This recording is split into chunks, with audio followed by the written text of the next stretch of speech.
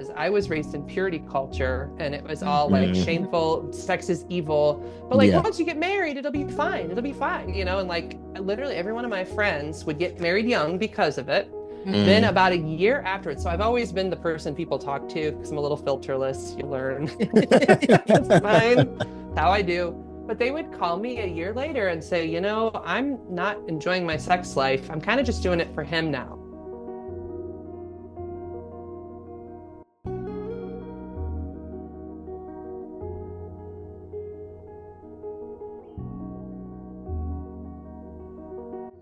From fuck no to fuck yes sex.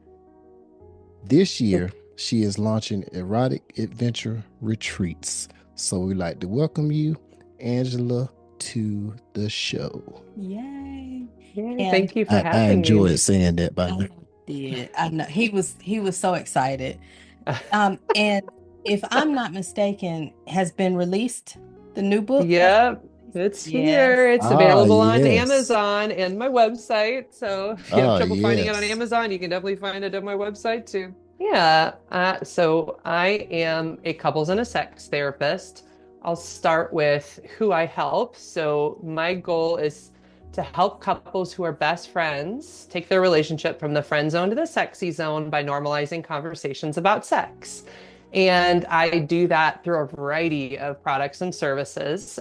Before I get into them, since you mentioned those letters, I'll explain the Mhm. letters. So LMFT is Licensed Marriage and Family Therapist, Okay. and CST is Certified Sex Therapist. I'm also a supervisor in both of those. So I'm the trainer of Mhm. the therapists in both departments.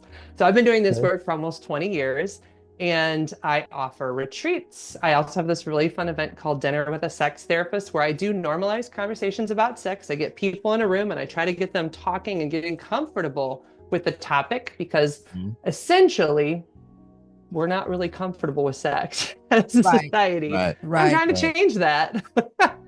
I was watching Talk Sex with Sue Johansson, who's this Mhm. older lady nurse, and she would take client questions on the phone and like play Mhm. with sex toys. Yep. And that was one of the things that made me think, oh, I got to do that. I definitely am going to do that job.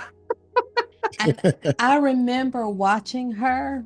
I Yeah. don't know if I don't know if I retained any of what she said. I just was so in awe of this woman who was so comfortable and who was answering questions with people. And that's what I remember about her. And then I would think to Mhm. myself, that's somebody's granny. Yeah. I just remember Dr. Ruth with Yeah. her little accent, and she was I think it's nice saying to stuff see like, older women talking and comfortable about it, Mhm. right? I think it yeah. feels safer. It feels safer when it's coming from granny. I just wish I knew she was talking about at that time. You know what I'm saying? I could have learned some things, but No. And like literally one by one, they'd knock off like wow. flies. And that was the start of it. But to your point about porn, because we don't feel comfortable talking about sex or educating our kids about sex, like that's one of the like so this book is a book series. I actually plan to write a puberty book this year with my daughter who's 10. Okay. Because as I'm working through puberty and bodies and boundaries, which that's all it Mhm. is at 10. Sex education is bodies, boundaries, and puberty, right? Mhm. Mm, But Mhm. right. like as I'm talking to her, I'm finding other parents are like, "Well, what do you say? How are you supposed to Right. talk to them? I don't Yes, know." And yes. they realize there's a problem. They have no idea how to talk. And I think the generation prior had no education. We had no Mm, education. Then No. you got into marriage, and if porn is all you have, I'm sorry, porn isn't what real sex looks like, Right. and right, it right, doesn't right. present that sort of like this is how it can be natural and wholesome and fun for Yeah. couples. So I think you're absolutely right, Byron. And nobody knows what the birds and the bees are. I'm not. And even from the man standpoint, how do I know, how to prolong myself if I don't Yes, practice? You know what I mean? exactly. How do you know what your body's capable of doing? How do you explore? Right, right, yes. Exactly. So if we can frame this as a form of self-love and self-exploration, and like again, pleasure, like the thing I didn't really say before that's part of sex education is pleasure, that it's Mhm. okay Mhm. to Hmm. enjoy your body. sure, there's a time and place, like, do it in your room or in the bathroom. But Right. like, Yeah. Right. Yeah. it's just natural and it's a healthy way of getting to know yourself. But if it's not okay to do that, guess what happens? The mind and body separate, we dissociate. And so essentially, many women have never had an orgasm in their marriages because they were denied orgasm from childhood. Like, oh, Right. don't you do that. Disgusting. Yeah. Yeah. Yeah.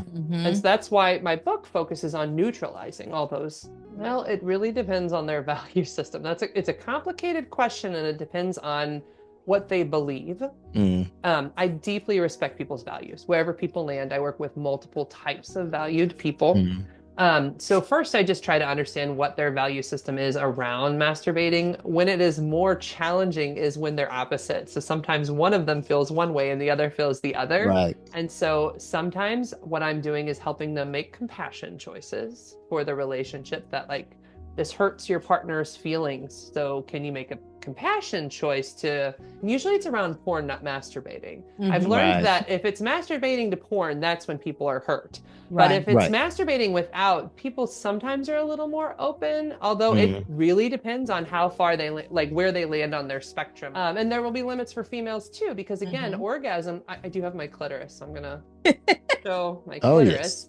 This is a clitoris, and this is actually the head here is just that little nub that people talk about on the top of a vulva, but really this clitoris spans way down here into the vulva, right? And so if you don't have the freedom to touch and explore and figure out, oh, what helps? So I want you to know, isn't this interesting? It looks kind of like a penis, doesn't it? With balls, because it is. They're the same tissues. Yeah. We just got more of the estrogen hormones to make it kind of smaller, and the guys got more testosterone to make it bigger, but it definitely looks the same. Same thing. FYIs. Oh, yes.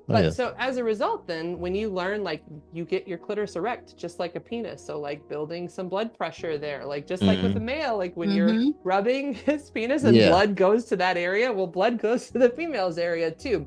Right. Some of that you can learn with a partner, but like he doesn't own a vulva. He has no idea. Like it's literally feeling around in the dark. It's like, and some of them won't even turn lights on, so it makes it even harder. And it all stems from we don't know how to talk about sex in a healthy, natural way. So like really a big part of my work is just naturalizing and normalizing the conversation so couples can then say, potentially rub themselves and say, hey, this would feel nice. I try this when I masturbate. Why don't you try this? Or like, hey, let's see. Or for example, I have people for going down on a girl. I always have the guy use the nipple and like try some licks up there where she can see it. It's like, oh, I see what you're doing. Try that down there now. So like she sees the licks. Then he goes down on her because again, you're tucked away. Like that clitoris is tucked down. So you can't see what he's doing down there. You just see a head. I'm like, I guess he's doing, I don't know what he's doing. It's like to even tell somebody what to do. You need strategies. And no, that's not in the Bible. There is not a point-by-point system to teach people how to do that.